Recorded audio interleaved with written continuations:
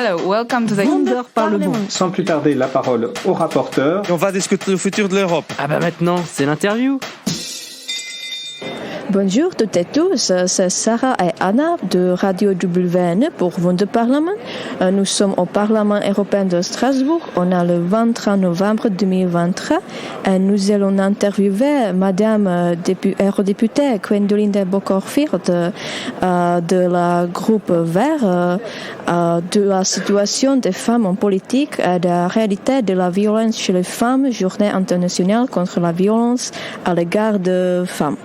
Oui, alors on peut déjà commencer avec des questions, je crois. Oui. Alors la première question est, est-ce que vous êtes féministe et pourquoi votre réponse? Alors oui, bien entendu, je suis féministe. Pourquoi ? Parce que je pense qu'on vit dans des sociétés et des mondes politiques et des mondes économiques qui sont encore très patriarcaux et que du coup c'est un système contre lequel qu'il faut changer.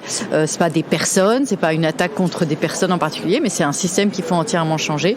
Et je suis féministe dans mon approche des politiques publiques, parce que si on fait pas des politiques publiques féministes, on fait des politiques publiques qui ignorent les problématiques d'une grande partie des usagers, des citoyens.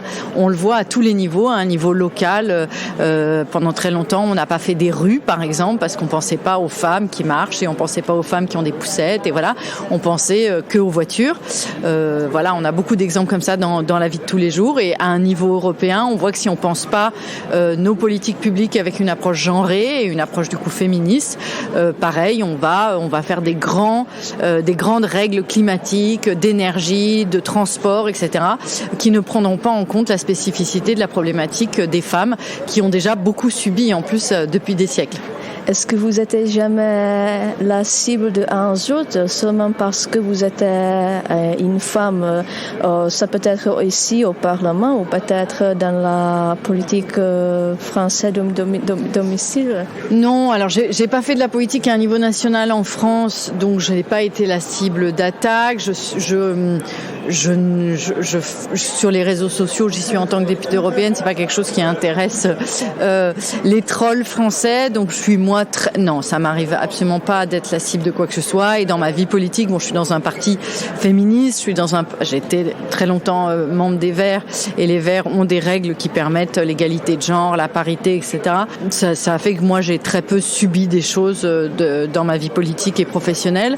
C'est plutôt de l'ordre du fait que on reste même chez les Verts sur des stéréotypes, que les femmes elles sont peut-être moins stratégiques, que les femmes c'est des personnes de dossier.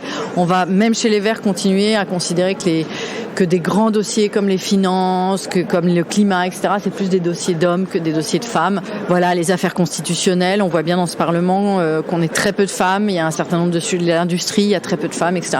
Donc ça reste quelque chose qui est compliqué dans la vie politique, et puis ce qui reste très compliqué aussi, c'est évidemment l'équilibre avec la vie familiale, et que en tant que femme et mère, on culpabilise beaucoup, on est peu aidé, on est peu soutenu.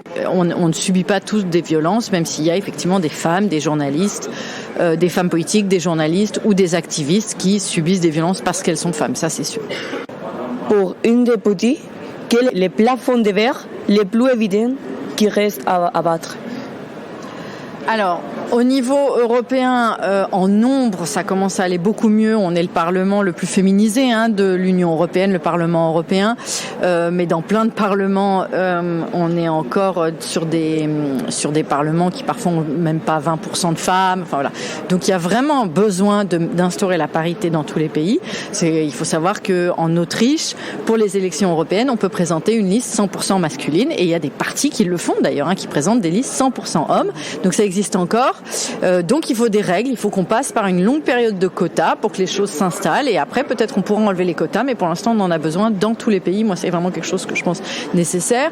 Et après, dans des parlements qui sont plus féminisés comme celui-ci, où effectivement les femmes vont pouvoir accéder à l'élection, parce que dans plein de pays on fait des listes paritaires ou des listes qui comprennent beaucoup de femmes, on a là, comme je vous le disais, des sujets qui restent des sujets trop masculins, trop genrés, et on remarque surtout que les grands dossiers qui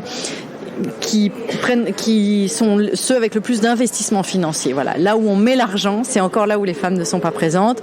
Elles vont être présentes dans les affaires sociales, elles vont être présentes sur des dossiers féminins qu'on considère encore féminins, et sur les gros dossiers qui sont les gros investissements européens, elles sont encore trop peu présentes. Donc ça, c'est une chose. Je pense aussi qu'aujourd'hui, par exemple, autant c'est très bien vu d'être une femme, d'être un homme politique d'un certain âge.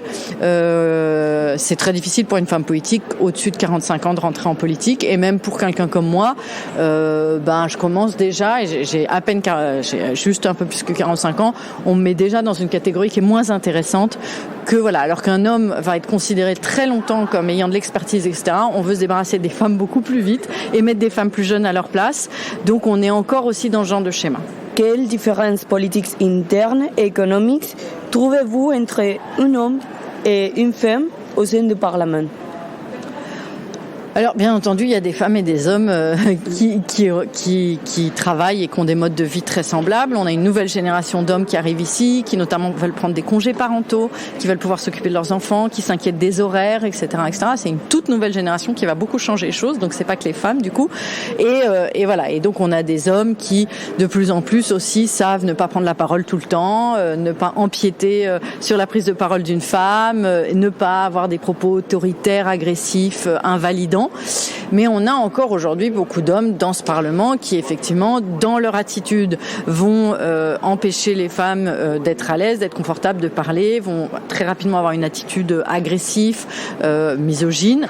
Et puis, on a beaucoup d'hommes, surtout, qui peuvent passer des heures en réunion à parler énormément sans se rendre compte que c'est peut-être pas la meilleure manière de faire des politiques publiques, parce que, du coup, ils ne participent pas à la vie réelle du monde et ils sont très peu, finalement, en dehors de ces murs.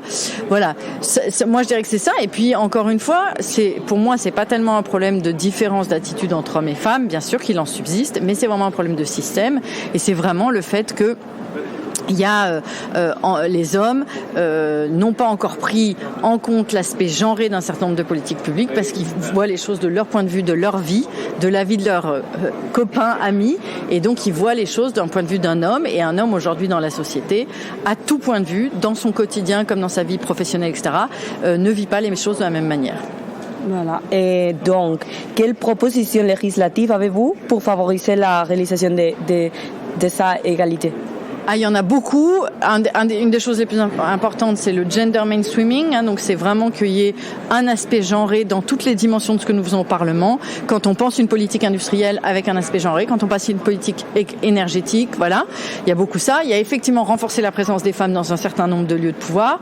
Ça ne peut pas se faire qu'en politique. Ça doit aussi s'accompagner dans les grandes entreprises, dans les grandes associations, là où les prises de décision se font, les conseils d'administration, etc. Aussi une présence plus importante de femmes. Il y a beaucoup besoin de faire entendre les expertes. On a beaucoup de femmes expertes en économie, beaucoup de femmes expertes dans beaucoup de sujets. On les fait rarement entendre. Ici, en commission agri, quand ils vont faire intervenir des experts, ça sera toujours des hommes, par exemple. C'est comme s'il n'y avait aucune femme qui savait travailler sur l'agriculture, ce qui évidemment n'est pas vrai. Il y a beaucoup d'académiques, femmes qui travaillent sur des questions d'agriculture. Donc voilà, c'est beaucoup de choses qui sont complémentaires les unes avec les autres. Et puis après, il y a des lois qu'on doit mettre en place au niveau européen et dans nos pays, évidemment, contre les violences faites aux femmes, contre les inégalités économiques et sociales, voilà, et pour promouvoir les femmes. Ça, c'est aussi un autre aspect très important du travail. Oui, et voilà, et contre la violence de la femme, c'est l'international jour, c'est le 25 novembre, c'est samedi, et il y a beaucoup de féminicides pour an. Est-ce que vous pensez que c'est pour l'absence de protection politique? On a une prise de conscience qui s'est faite sur ce que les violences faites aux femmes n'étaient pas des cas anodins, n'étaient pas des histoires que privées, familiales, que ça venait structurellement, là encore, du fait que nos sociétés sont patriarcales et qu'un homme continue à considérer qu'une femme peut se consommer, qu'une femme lui appartient, qu'une femme peut être brutalisée. Voilà, donc il y a vraiment un problème dans nos sociétés par rapport à ça. Donc ça va se changer par de l'éducation sexuelle, par changer le regard dans la culture, dans l'éducation, etc. Mais ça va aussi passer par des vraies mesures policières et judiciaires et mettre beaucoup d'argent dedans. Et donc la prise de conscience, elle est de plus en plus forte. Un pays comme la France l'a beaucoup dit, on a pris beaucoup conscience, mais ça ne s'accompagne pas d'argent dans la police et dans la justice pour savoir accompagner ces femmes, pour savoir les héberger au moment où elles fuient un mari violent, etc. Et du coup, pour l'instant, nous n'agissons pas suffisamment à cause de ça. Oui. Voilà. Merci Madame Delbos-Corfield pour votre avis sur le rôle de femmes en politique. Merci beaucoup. Avec plaisir, merci. Au revoir. Wunderparlement. Wunderparlement. Yes, do you have my voice? Wunderparlament. Apprendre à faire de la radio. Il presidente. Ucz się radia. Aprende a hacer radio. Leer radio maken. Chaque mois au Parlement européen à Strasbourg. En el Parlamento Europeo de Estrasburgo. W Parlamencie Europejskim w Strasburgu. Czekamy na Ciebie. In Straatsburg. Toi aussi, tu peux venir.